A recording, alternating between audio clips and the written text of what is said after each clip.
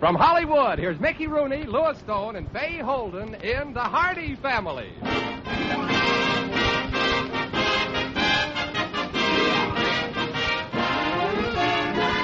We're proud to present The Hardy Family, based on the famous Metro-Goldwyn-Mayer motion picture series, which brought delight to millions and reflected the common joys and tribulations of the average American family. And now here are the same great stars in the parts they created on the screen. Louis Stone, Mickey Rooney, and Fay Holden, The Hardy Family.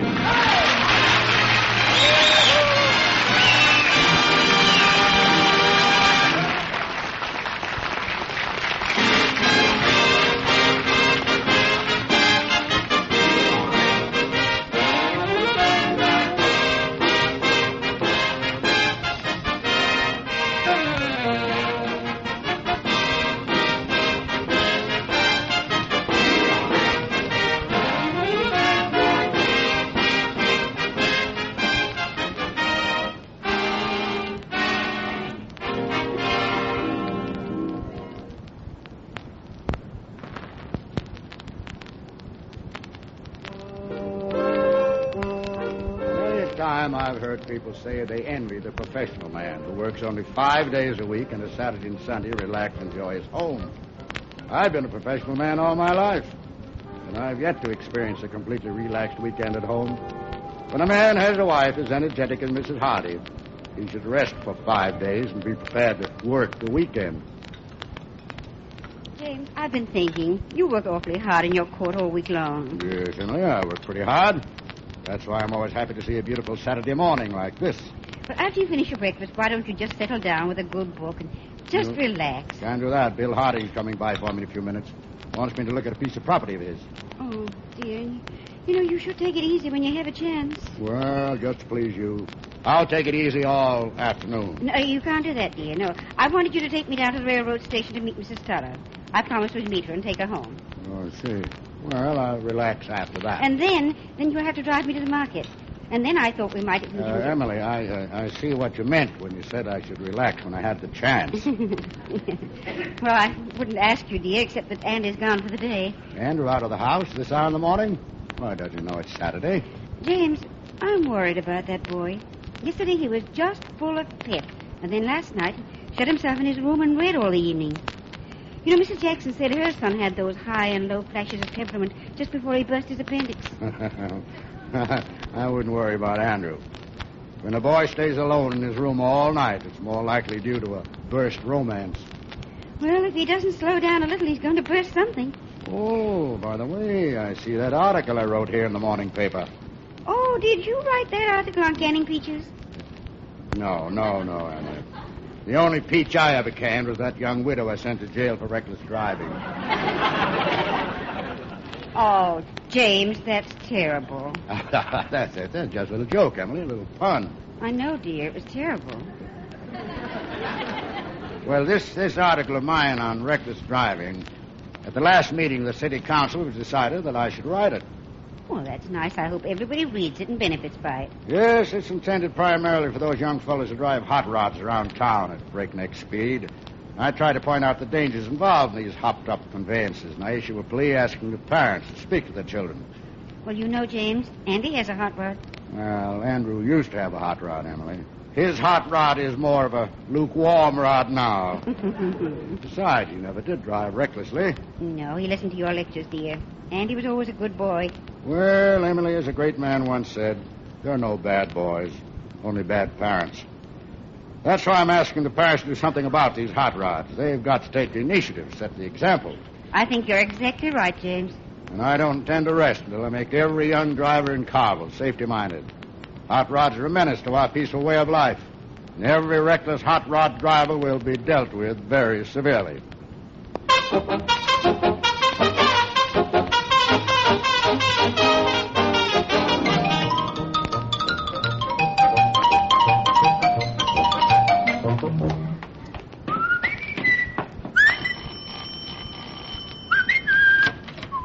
Andy, what in the world are you doing over here this time of the morning? Polly, you see standing before you, no brakes, Hardy. The most devil-may-care hot rod driver in the nation. What in the world are you talking about? I'm about to enter my hot rod in the big jalopy race tonight at the Carville Stadium. Really? Don't take it too hard, child. I Know there are great risks involved, but you've got to accept me as I am. The type who likes to live dangerously. Well, I think that's wonderful, Andy. Ah, you bloodthirsty women. What we men go through to win your admiration. Cheer while you may, because this is the most dangerous of all games. Well, I've seen the jalopy races, and they didn't seem so dangerous. Just remember this, dear girl. When you kiss me for good luck and send me off into that racetrack tonight, I might not come back. In your car, you might not even get going.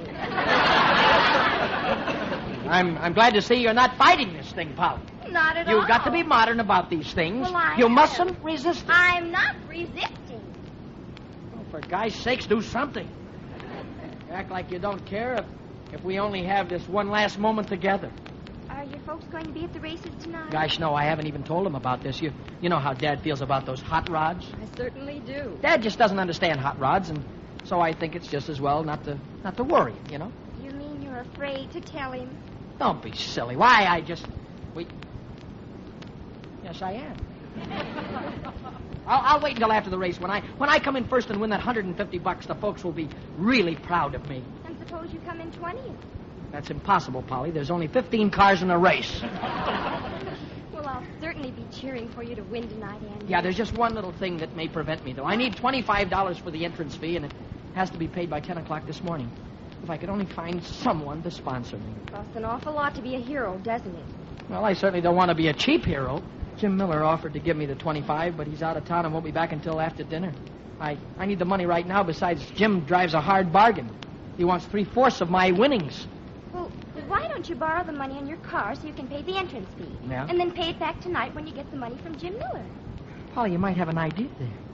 Say, I'll try it. By the way, before I go, might I give you one long, last, lingering kiss?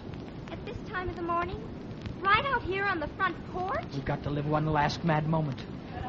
Who knows, tomorrow the sun may not rise for me. Well, it will for me, and I've got to think of my reputation. No smooching on the porch. We may regret this cold farewell tonight when you're at the track, watching me slide recklessly around those turns. Oh, I can just see it now. Yeah? For 50 laps, you're in number 4 spot. That's me. And you start to pull out. Uh-huh. You pass one car. Yeah, I'm in third place. You pass another car. You're in second place. Now I'm in second place. The crowd is roaring. They're cheering. Neck and neck with the first car. Yeah, I'm trying to squeeze him off on the inside turn. No, you're trying to pass him on the outside. I'm on the outside. Oh, how dare you. Yeah. It looks like your wheels are going to lock. No. Why didn't I pass him on the inside? You bump the wheel. Huh? You skid a little. I'm skidding. Now you're slightly ahead and pulling away fast. That's me. But one of your wheels is wobbling. It's what? It might come off any minute now. Tighten it up, Polly. Flames from the front of your car. Flames, I'm on fire, Polly, please. Yes. Oh, the crowd is hysterical. What? You cross the finish line before your car explodes. It and the does? wheel comes off. It comes off. Polly. You do. What? You cross the line, the winner, and jump out of your car just as it flies into 1,000 pieces. Wham! Oh, Andy, you're a hero. I love you. Polly, Yes. could you love me just as much if I were the hero of a nice chess tournament?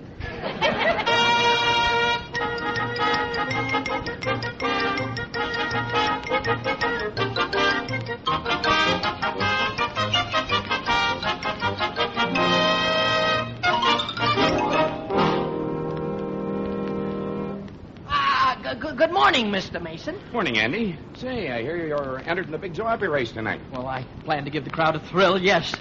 Guess you've heard the boys talking about me, huh? No brakes, Hardy. I'm betting on you in that race tonight.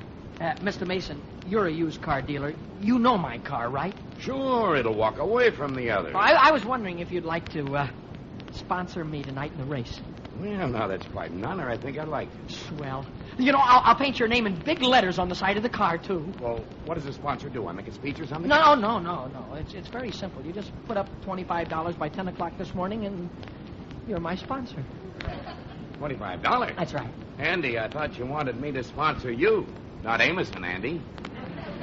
Well, I need the money this morning, Mr. Mason. I can pay you back by dinner time if you'll just loan it to me. Well, Andy, we don't make loans on cars here. Try the bank. I did. They're not making loans this morning either.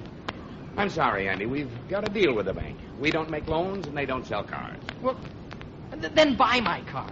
Can you do that? Yes, but are you going to race it if I buy it? Well, you buy it from me for $25.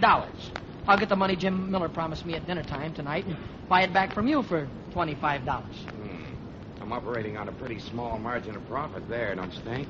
Mr. Mason, I need the money. Andy, I've known you for a long time, and I'd like to see you in that race. It's a deal. You mean it? Oh, swell. Look, I'll bring my car right over. Oh, you don't have to do No, that. I insist on this thing being legal. After all, you bought the car, you're entitled to it. Until tonight. All right, if that's the way you want to do it, but you don't have to bother to drive it over. We'll pick it up. Good. It's standing in the driveway at my house. All right, Andy, here's your 25. That's it. Get down and get your car entered, and good luck. Thanks, Mr. Mason. Thanks a lot. Hey, Joe, come here a minute. Yeah, Mr. Mason? We just bought a car from Andy Hardy here. I want you to go over and pick it up. Oh, sure. What's the address? 342 Maple Street. The car is standing right in the driveway. Okay, I'll get it. Mr. Mason, you're going to see a real race tonight. When no brakes, Hardy goes turning around that track, completing 150 breathtaking laps. Oh, you're going to be proud of me. 150 laps? Yeah. I thought the race was only 100 laps. It takes me 50 laps to stop. No brakes.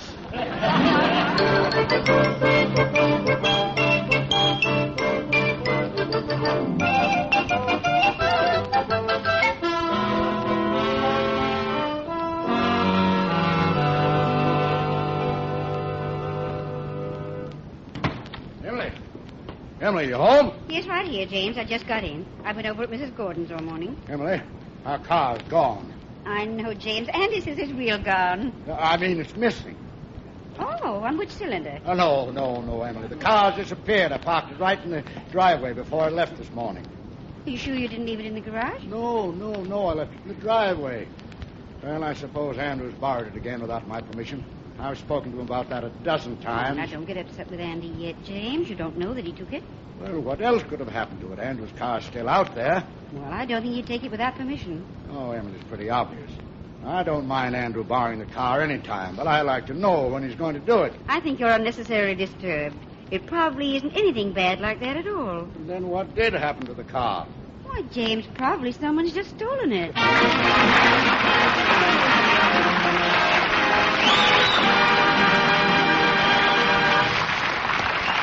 In a moment, the Hardy family will return. But first, a word from your announcer.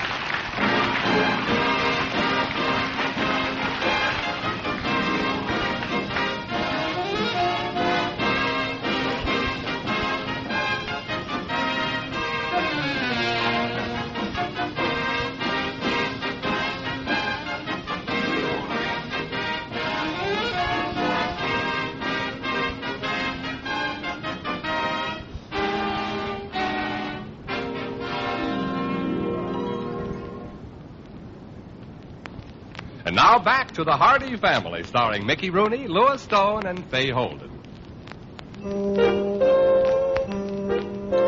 Well, one of the most frustrating experiences in the world is to go out and step into your car and find you've nothing to step into. I imagine this is an experience a good many men go through who have young sons home. Andrew thinks his own car is the finest thing on four wheels until he wants to make a little impression, and suddenly my car is much more attractive. That's probably because mine has a top that's all in one piece, and even better, a tank full of gas. James, aren't you going to call the police and report your car stolen? No, Emily. I'm certain Andrew borrowed it. I'm going to have a man-to-man talk with him when he comes home. Oh, but seriously, somebody might have stolen it. Well, who would steal my car? Everyone in town knows I'm a judge. No, this is Andrew's work. Well, if some thief did take it, will he come up for trial in your court? I hope so. I sincerely hope so. Oh, my goodness. In the old days when we drove around a horse and buggy, we never had a car stolen. Well, it was harder to steal a car then. There weren't any cars. Oh, dear, you know we've less than an hour to meet that train. Well, I guess there's only one thing we can do. We'll have to take Andrew's car. Well, don't you think we ought to ask Andy's permission, dear? Permission? I phoned all over this town trying to locate him, and I can't. No, we'll just borrow his car the same as you borrowed mine. But you can't drive that car. Why not? It's a hot rod. Well, I'm pretty well heated up myself at the moment. Oh, but James, how can you be seen driving a hot rod after all the things you said about them? And that article of yours in the paper this morning. Well, this is an emergency, Emily. This is an emergency. Besides, I'm not against the cars, just the way some of the owners drive them. Well, Andy drove me to the market one day in that car, and I didn't stop shaking for 2 days. We'll just putter along. Take it easy. Oh, Emily, by the way, do you think